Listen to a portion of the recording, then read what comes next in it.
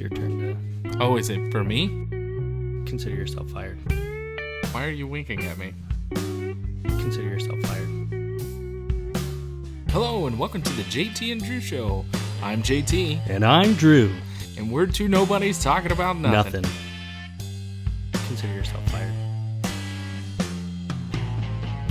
Hey, bud. Hey, welcome back to the show, man. Thanks, man. Thanks for letting me out of the closet this time. Yeah, I know we kind of had an interesting start to season 2. Yeah, it was very interesting. Yeah, but I'm glad you're here. I'm glad I'm here. I'm glad we're on the road again, so to speak. Definitely. We've got a interesting year so far, huh? Man, I mean, you are not lying. The temperature is on the rise. The gas prices are on the rise. Well, the price of everything is on the rise. Yeah. I was listening to the radio earlier. Oh, yeah, crime's a good one.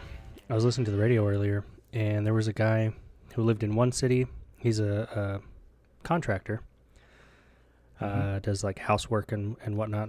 And I think he had given a quote to his customer for a kitchen renovation. And she lived in another city, maybe 45 minutes to an hour away. And this was, I want to say, at the beginning of the year. So he gave her the quote, and they're working and everything. Well, prices have gone up so much, it drastically reduced the profit margin on that job. Really? Yep. Well, they were just doing like... What were they doing? What were they going to do? Well, I think he was going to renovate the kitchen. I don't know if he was going to gut it or whatnot, but it sounded like it was a pretty big project. So he's got to buy the wood for the cabinets and get the sink. And Yep. Golly. All the supplies and then gas driving back and forth and everything. You know, you quote one price and then you're paying more in supplies and materials and labor than you thought you were going to be, but you can't just necessarily turn around and say, oh, hey, by the way, your price just went up.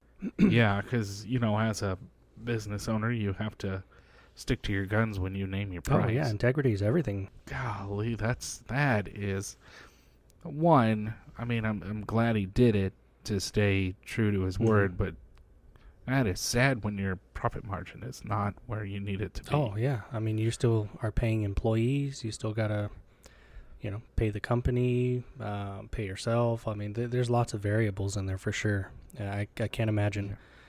But I bet a lot of these small business owners are going through that right now. Oh, yeah. Yeah, I bet they are. But yeah. So you had mentioned something interesting, crime being on the rise. Yeah, crime. Oh, goodness gracious. I guess if you listen to the media or the news or whatnot, it's got to, I don't know what it is we've had full moons the whole time or what's going on, but yeah. Crime, people are coming out of the woodworks is what it seems like. Yeah, I used to think that was just a character on SpongeBob. I don't even know who Botch Bum is. Nice. Well played, sir. Yeah, man, but just you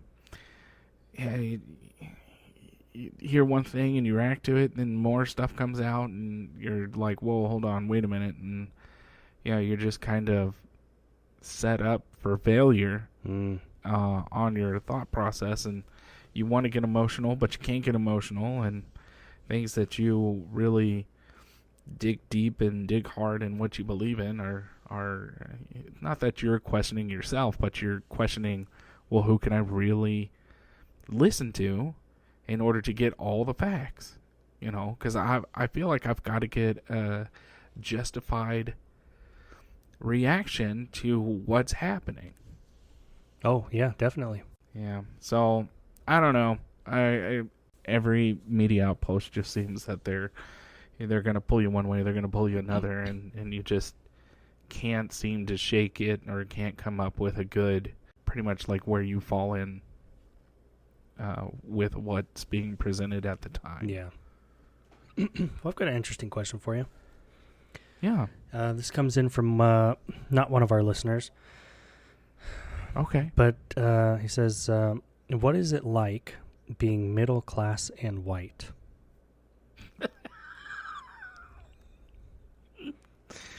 Really? Yeah. For him, it sounded like he was rocking the suburbs. But I'd like to get your take on it. Well, before I answer, let me ask, how do I say this without sounding terrible? But how is it being middle class in not white, Hispanic, Yeah, you can just say it. Brown. black, You can say it. yeah, brown? You know, and we all go through the struggle. There's no. I don't get excited. I get amped up when you start bringing in colors. You know, Oh, like, sure. what does it have to do? What does the color of the outside of me having anything to do with what every single person that you interact with is going through? Well, the short answer, not necessarily the correct answer, but if you, like you said earlier, watch the media, just listen, absorb it, be a broken record, don't do any research. The answer to that question that you just asked is the fact that your skin tone, skin color, or whatever you want to call it, directly correlates with your particular amount of privilege in this society. And if I'm not mistaken, Right. I think you just pulled the silver spoon out of your mouth to laugh. No, I I didn't. guess I was I mistaken. most certainly did. Yeah, you were. So I don't know. I don't know what this privilege that certain people are talking about. I don't know what that is. And I guarantee you, our listeners have no idea what that is either. Because I don't know about you. Well, I do know about you. I don't know about our listeners, but nothing has ever been handed to me. Sure. And when I think privilege, I think that's what that is. Oh, you come from a distinct family. We're going to go ahead and set you up with this, hey, maybe a house, a really good job, all this stuff. We'll give you this car so you look like you're doing really well, and that would be privilege. And me, growing up in the suburbs of Dallas, I was never handed any of that stuff. My parents were never handed any of that stuff. We had to work hard for what we have. And it's hard, but you do it. Yeah. So I don't understand. No, we'll scratch that one. I can't relate to when they say, well, you just have privilege. I don't have privilege. There's no privilege that I've got that you don't have. We're all Americans.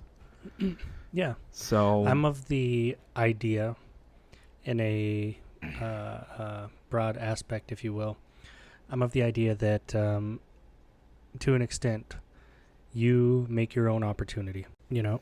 yes, 100%. And again, to an extent, maybe you don't have the same access to resources or whatnot as the guy next to you, but you can still make your opportunity in other ways. You know, when I first joined up, we were doing the delayed entry program and recruiter assistance and all that. And the recruiter had me go pick up a kid from the local high school to come to the delayed entry meeting.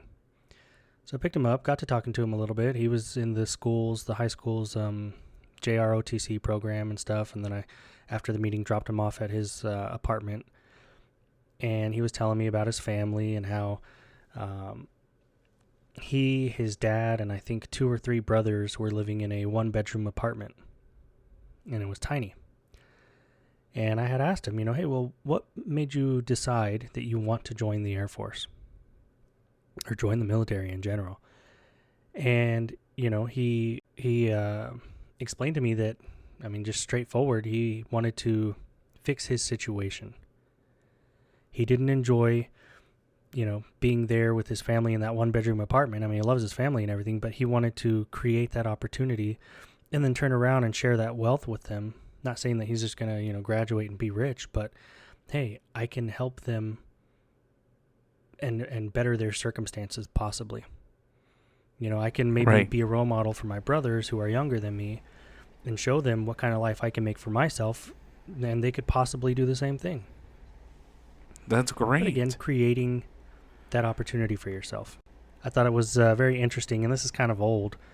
But last year, I believe it was, maybe it was older than that, I don't remember, when Biden came out saying that something along the lines of domestic terrorism from white supremacists is the most lethal threat in the homeland. Now, I can think of a lot of threats in the homeland that are serious, right? We've got gangs, we've got drugs, we've got all kinds of stuff. Yeah. Not downplaying, the white supremacy angle, because I would consider that a gang as well. Yeah, I would classify it as the same thing. But just to single that out and in the same breath, if you will, or in the same political stance, try to say that you're going to be unifying people, but now you're splitting people up. If you don't agree with me, you're a white supremacist. Because I have the answers. I am the way. This is the way. This is the way. I would say that the white supremacists of certain, not culture, but environment, are a lot louder than, say, other gangs. And here's my rational thought on this. Is this was right about 2015, 2016. A bunch of people that lived in a certain community, like a little neighborhood, received a letter or an envelope, or not an envelope, a little baggie that said that, we're here, we're proud, we're all this stuff. And at the very end it said, KKK. Right? And they had it on the news. It was kind of the talk of the town for a little bit. And the people that were being interviewed, obviously, were not white. They were Hispanic. And they were like, wow, I actually thought that this was gone. That I didn't even think that they existed. Sure. From my perspective, me personally, have no involvement into any of that stuff whatsoever.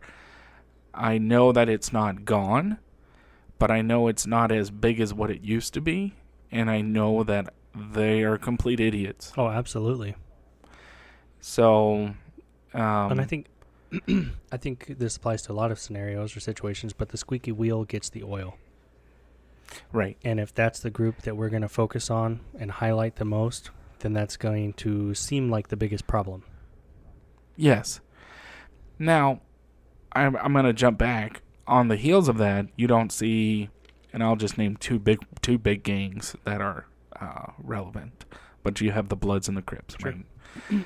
I have interacted with both in my youth. Okay, only because they were coming in from both sides of the state. Gotcha. And they never went out. They never went out and they threw flyers out. Oh, hey, join the Bloods, join the Crips, and all that. So they're very particular on who joins and all that. But also, you never see it you never see it out in public, right? Where,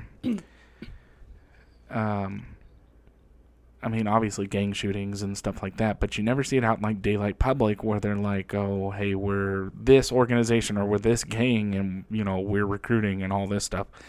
But you would, you would not, well, I guess even with white supremacy, you wouldn't even see that.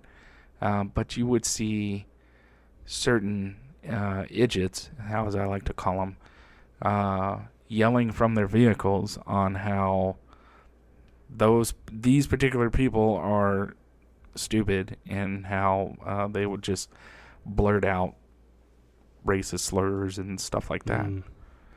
I mean, I've seen it before, but I have not seen it since the 90s, as far as it being really out there, you Sure. know. I think And it's safe to say, you definitely don't see it in this town. and correct me if I'm wrong, but I think it's safe to say that you and I mean, we didn't grow up very far from each other, but I think that we didn't grow up in an environment where, like you're saying, where it was so prevalent that, like, man, I walk down the street or I walk to school or this and that, and there's gangs on every corner. And, Right. you know, Nope. Sure did not. but at the same time, if you saw any kind of activity, okay, I'm going to avoid that or I'll walk the other way. I mean, kind of common sense kicks in, and I'm not trying to belittle anybody, but common sense kicks in. It's not like today necessarily where you see stuff on TV where they're having a protest or a rally and one group confronts the other group and you suck, no, you suck more, and we're just going to argue about it all day until someone gets shot Right. or stabbed Yeah. or beat up or whatever. Something. You just, oh, that's happening. I'm going to avoid that. Exactly. Yeah, well, as you're growing up, you know, you're growing up in the city. I'm growing up in the suburb. And if anything out of the ordinary were to happen, or if anything just looked very suspicious, yeah, you just turned and walked the other way because you were not getting involved. Yeah. So, and I didn't care who you were. I mean, there were plenty of times where, you know, walking from school to home, you know, I would take this certain bridge to get over to get into the neighborhood so I could walk home. And there were some times where there was some sketchy stuff, so I went through the woods. Yeah. So, you know, there's other ways to avoid things. There were some times that I just walked past it and nothing happened, but I got lucky. Right. So see, I got lucky in middle school and a little bit of high school when I was going to the public schools. I made friends pretty easily. I wasn't necessarily like, oh, hey, I'm one of the popular guys, but I wasn't one of the nerds or the losers or the people that got picked on all the time, or, you know, I mean, I hate to categorize it that way, but it is what it is. Yeah, that's just what and it was I played back sports and everything. And there were a couple times where I was singled out by people I didn't even know. Some people were Mexican, some people were black. I mean, it didn't matter. And, I mean, it's kind of cliche, but it was like on the movies, you know, hey, meet me here. After school, we're going to fight. Well, I don't want to fight anybody. I was tiny. Right? And like I said, I made friends easily. And I played sports, and I had a lot of Samoan and Tongan and Hawaiian friends. These are some pretty beefy kids. Oh, so yeah. I would let them know, hey, man, somebody wants to take care of me out back. You know, do you want to help me? And we go out there, and lo and behold, nobody shows up. Oh, yeah. But it's not like I was looking for it. And, oh, yeah, well, I'm going to kick your butt. No, you're going to kick my butt. And we go back and forth. And, you know, again, trying to avoid the situation. But at the same time, well, if I'm going to be put in the middle of it, hey, I'm going to bring some help with me. Yeah. And it was great because it never happened. Well, I'm glad nothing happened. I'm glad you had people that would back you up. Unlike me, who I was a part of those groups. I was a part of the nerd group. I was a part of the group that got picked on a lot. Really? Oh, yeah. And Did you have a chili bowl? which, God, come on, man. Okay, that explains a lot. Hey, I got, this is a true story. In the, what was it, the first grade? Was it the first grade or the third grade? I was in elementary school. I had a chili bowl. Of course, that was a thing back then, but I had lightning bolts in it, right? Oh, man, you were cool. Yeah. I bet you was, could run faster, man, too. I could. Man.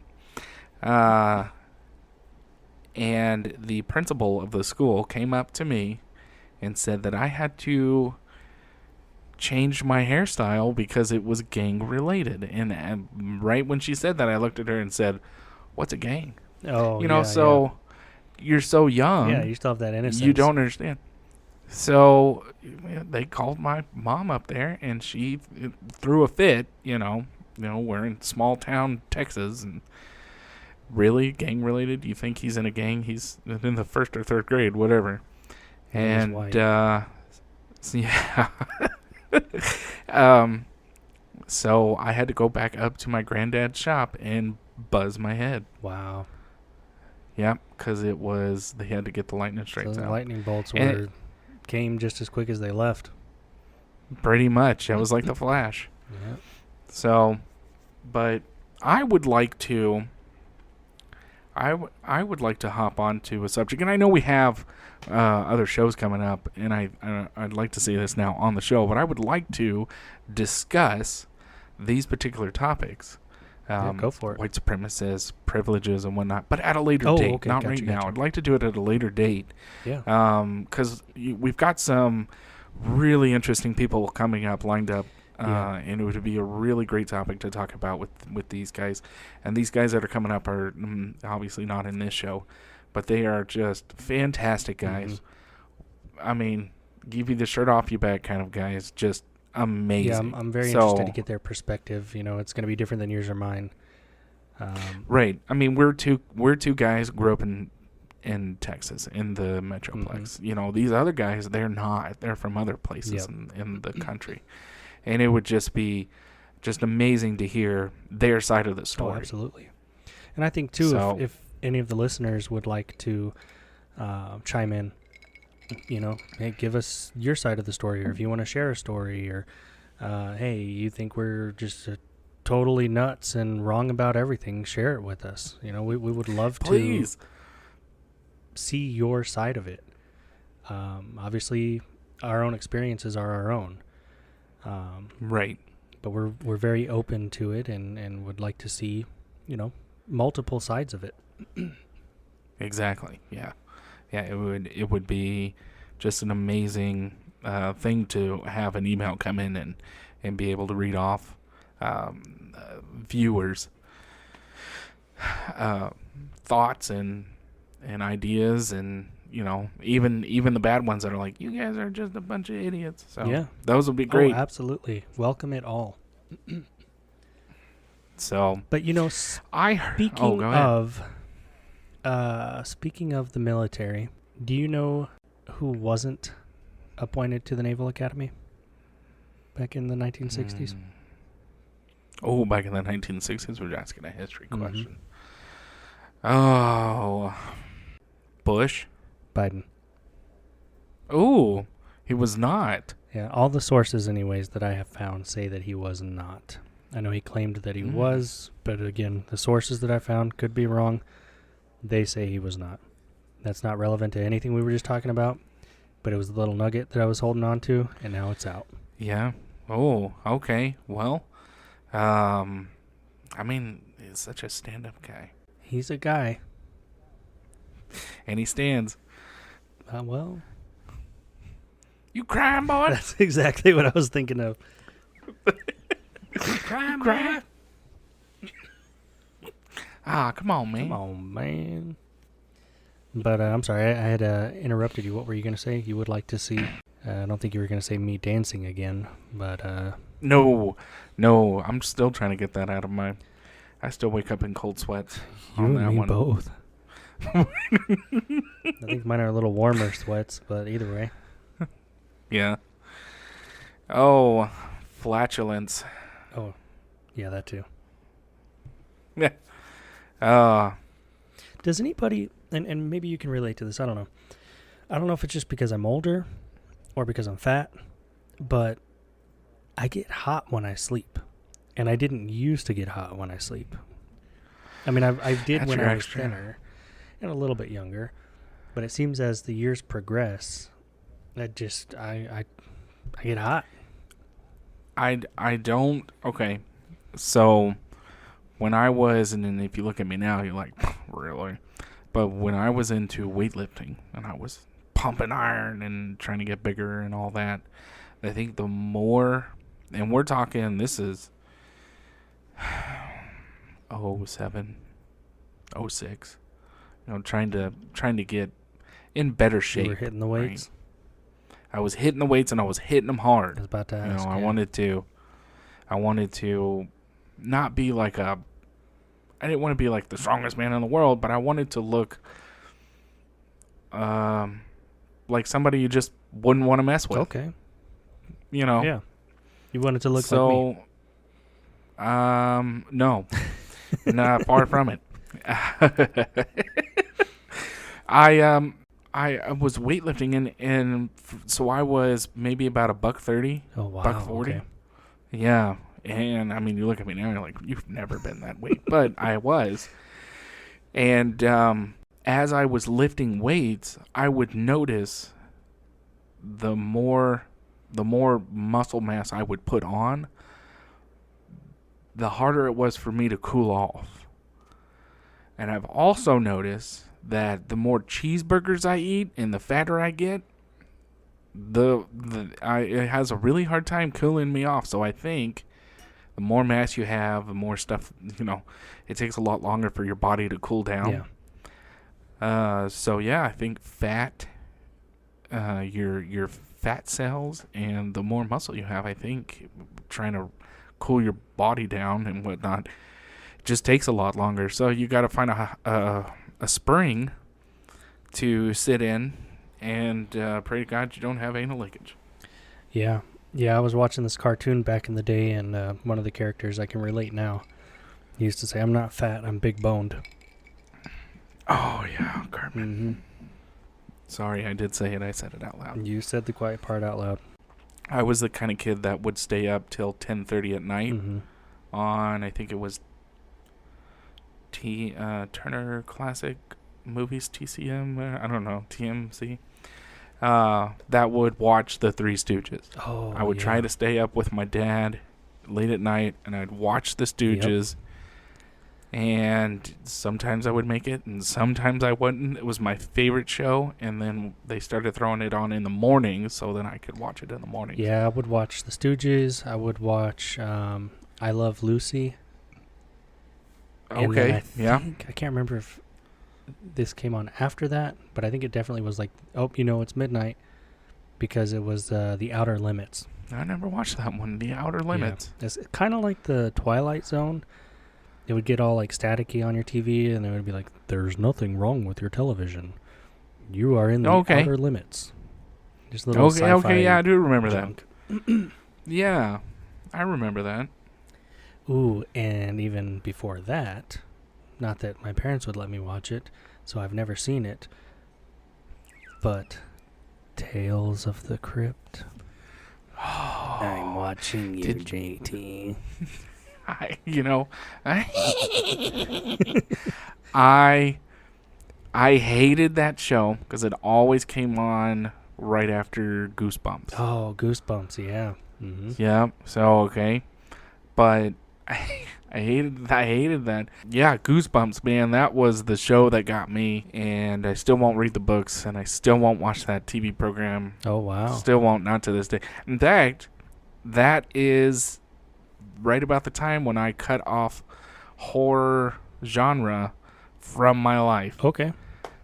Because it wasn't the shows that got me, it was my brain afterwards. Oh, sure. Like the thoughts, if I walk in the woods, something would pop out. Nope. So I tried to stay happy-go-lucky, so I just stuck with action movies and comedies. Oh, I love comedies. That's kind of where I'm at. Yeah, I'm a huge comedy movie man. I love like a lot of the Adam Sandler movies. Now he uses the same cast, and those guys for the most part are pretty funny. Just that kind of dumb humor. Yeah, he's pretty good. My ultimate favorite, and I can watch these at any time of the day, is any Chris Farley movie. Oh yes. Yeah. Chris Farley was great. Yeah, he sure was. And his SNL skits were good, too. Yeah. Well, and that's back when SNL, and, comedy for that matter, was just that. It was comedy. It was designed to make people laugh. Yeah. Well, yeah, you mean you laughed at everything. Norm Macdonald. Yes. Rest in peace, Norm Macdonald on the news, on their news thing that they had over there. I was after he had passed away, I was reviewing some of his stuff, and at the time I didn't get it as far as, so he had made one where he said this news thing and it was about women, and then in the audience, it didn't get a lot of laughs. And he said, "Oh, by the way, that was written by a woman." And then he's kind of stacking his papers and he goes, "Yeah, now you don't know what to do." Oh, no. Because they don't know if to be offended or if they should laugh because it was written by a woman. And then after that, he says, No, we're just kidding. We don't hire women. Oh, man. Which was funny at the time when I saw it. I was like, wow, they don't hire women? That's terrible.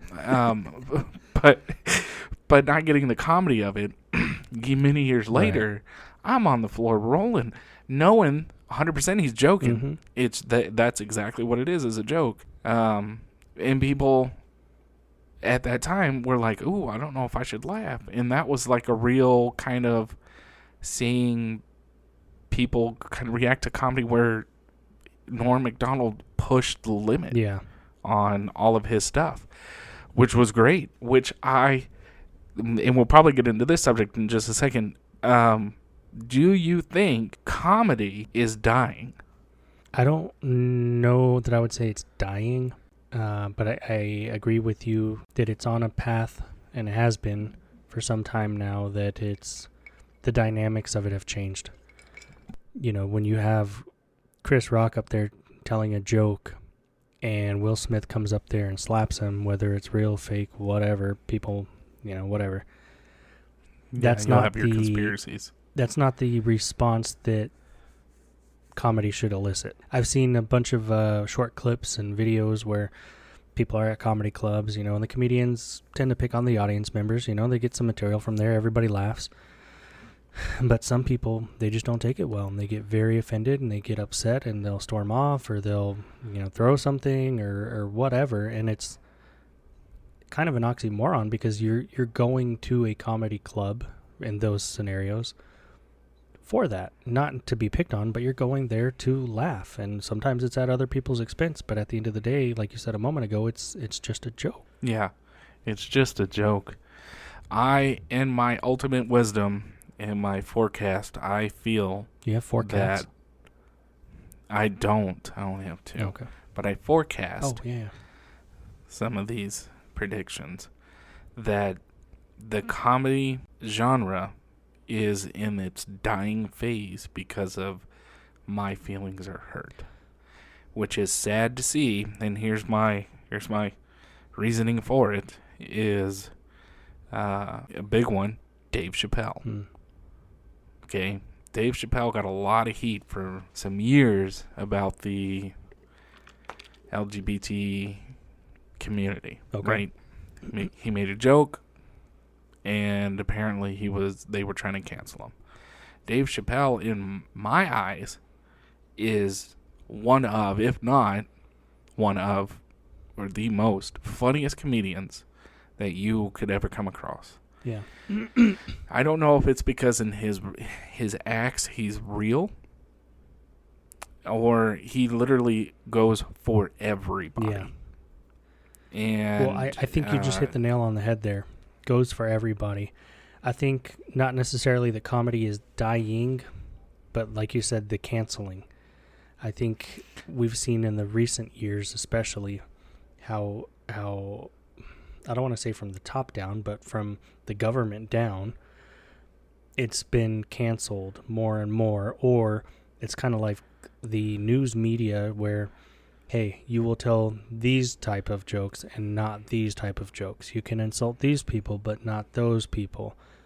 And if you look at like when President Trump was in office, every late night show, for the most part, most nights, it was just bashing the presidency. And that was the comedy.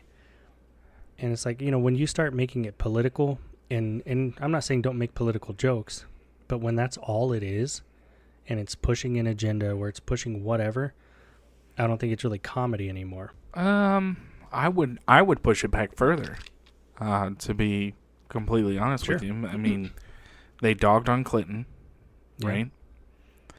They dogged on the second Bush. Well, they dogged on both Bushes, but from me growing up, I really remember the Bush and Cheney. There was a comedian, his name is Louis Black. a really huge comedian. He's a Jewish guy. All of his comedies are political, and to me, they're funny. But he was in a room full of all of these politicians, but that's what he had to do. He had to censor his stuff in order to be there. They were like, Mr. Black, you're a wonderful comedian, the president likes you, all this stuff, but let's not talk about Cheney and the shooting. If you remember that. Yep. Okay? But that was not a topic that Cheney wanted to hear about. However, Lewis Black talked about it in his, like on stage and stuff. Yeah. So as far as being censored, I would go back to the Bush reign. And that's why I think, well, I'm sure it's even further than that, but that's when I saw the politics really trying to censor people. Yeah. Or not people, but comedians. So yeah, I just don't think. Let me hang on. Go ahead. Hang on. Let me jump back into this. I get the whole cancel culture thing, and the cancel culture is what's really that's the squeaky wheel right now, and getting into comedians jelly and all that. But Dave Chappelle was attacked on stage by an individual who just wanted fame. Oh, yeah. Recently, I guess that was the verdict. Yeah, it was really recent, a couple months ago. But that has inadvertently caught other comedians off guard to where they are now really watching what they say. Yeah. On stage and on this. But there was a lady, I can't remember her name. Her jokes were funny when I saw the banter back and forth between her and it was a musician. And so she was like, I'm just going to go up here. I'm going to be me. If you get offended, that's on you. That is the mindset that you need to have as a comedian. You don't like my stuff, walk out. Okay? So she's up there doing her skit and being really funny, and then she gets attacked verbally and then physically on stage. Oh, wow. Yes. And she is a black lady. She's not, as far as I can tell, she's not on either spectrum where we like to divide the country. Oh, you're Democrat, you're liberal, you're Republican, you're conservative. Bad juju's for both. She's not any of those. She's kind of like right in the middle. Sure. Where 90% of America is. She's not one or the other, and she got attacked. Yeah. On stage. That's a shame. For a joke. That's a shame. So I see it, and I'm like, I think comedy's dying. I hope it's not, but I think it is. I think it's on that. I think we're seeing just the beginning of it. Well, and if things continue down the road that they're going right now, and not to be a conspiracy theorist, but just to throw an idea out there, with the cancel culture, with the, censorship, with the, being on eggshells, what you can say, who you can talk about, who you can't, so on and so forth. It's going to turn into a society where, the government has the control and, well, we don't like this individual, or we don't, the so-and-so maybe leans towards this party or that party, or their ideas don't exactly align with ours. We need to go get them. And that could mean anything. That could just mean cancel them. That could, I don't know, whatever. It could be a number of things. Let's ruin their life. Yeah, well, we need to talk about that sometime. Oh, yeah, that would be a good, interesting topic. Mm-hmm. Weapons assaulting you? Yeah, that too. Indians. Oh, Indians? Yeah. Hey, I can talk about that. Apparently that's in my family. That's what I'm talking about, man. Hey, how are you? I don't know how to. Hey, I'm doing all right. Thanks for asking. No problem. Got $1. No. I bought water today. Oh, good. Not fire water, just regular water. Purified? According to the UV lights, it was. Hey, that's what I'm talking about. Have you noticed, has the price of water Speaking gone up of- at all? Or It has. Okay, now wait a minute. Now let's talk about this real quick because prices are skyrocketing right now, right? People, let me just give you a little advice. Okay, you're gonna spend a lot of money up front. All right, but these little water, what are they? What are they called? jugs? Oh, not the jugs. The water, the thing that the water comes out of. Water Dispenser? There you go. The water dispenser. Mm-hmm. Their prices are going up. But me personally, this is just JT giving my personal advice. I would pick one up, and I would pick up these 5-gallon waters. Okay, and here's my thought on this. Okay, if you have a membership to Sam's or Costco, or whatever you've got around you, and you go and you pick up, I know Sam's Club, because that's what we have here, has, you can buy a case of 45 water bottles, okay, for about $3-4, right? Oh, wow. As of the time of this recording, okay? Which equals, if you look on the package, it equals just over 5 gallons of water. All water bottles combined, if you pour them out, it's about 5 gallons. Okay. Or you can grab one of these jugs, okay? Clean it out, do what you feel is the right thing to do. You can take it to one of these dispensers that are either right in front of, I think ours is in front of the Family Dollar, but they're outside of grocery stores or they're inside of grocery stores or whatever, and they're 25 cents a gallon, which is $1.25 to fill this thing up. You get the exact same amount of water that you would for $1.25 as you would if you bought a packet of water bottles for $3 or $4. You're saving yourself trash, right? So you're not throwing these water bottles away, right? And you're reusing them because you're cleaning them out yourself. You're making sure it's sanitized before you refill them up. Well, and you could buy 3 5-gallon waters or fill them up for the price of you can one refill them. of those cases of water. Yeah, exactly. Yep. I had to think about So what you said. 15 gallons or a little over 5 for the same price. Yeah, so I spent $5 a night and filled up 4 5-gallon jugs for $5. So it's not the way of the future, but it's nice. Yeah. Because even if the dispenser goes out, I can just pop the lid off and just fill glasses up with this exact same thing. Sure. Or if you needed to bug out or if you were going camping or whatever, I mean, you could take your 5-gallon jug with you. Yeah, you sure can. So I know water bottles are very convenient. Mm-hmm. They're all over the place. You can pick them up. But it's just another way that if any of our listeners want to help the environment, could be one way to lessen trash. Because right now, according to a few sources that I've researched, this is just on my own time, that we are having a hard time trying to recycle or get rid of these plastic water bottles. You got to save the turtles, man. Yeah, turtles. Hey, real quick, bud. Yeah. I just got a voicemail from Cousin Jesse. Oh, really? Yeah, hang on here. Let me play Okay. this. You have 2 new messages. Hey, Cousin JT. This is your Cousin Jesse. I wanted to show you what I got here on the side of your phone. So why does it calls you and it shows you? Look Is at that- this. Can you see it? Oh, golly, this thing's huge. Hang on, I'm gonna get some more. What's that in the background? Yeah, I think I'm putting the puzzle pieces Oh, together. that's really cool. Hey, you should really take a look at this. What in tarnation?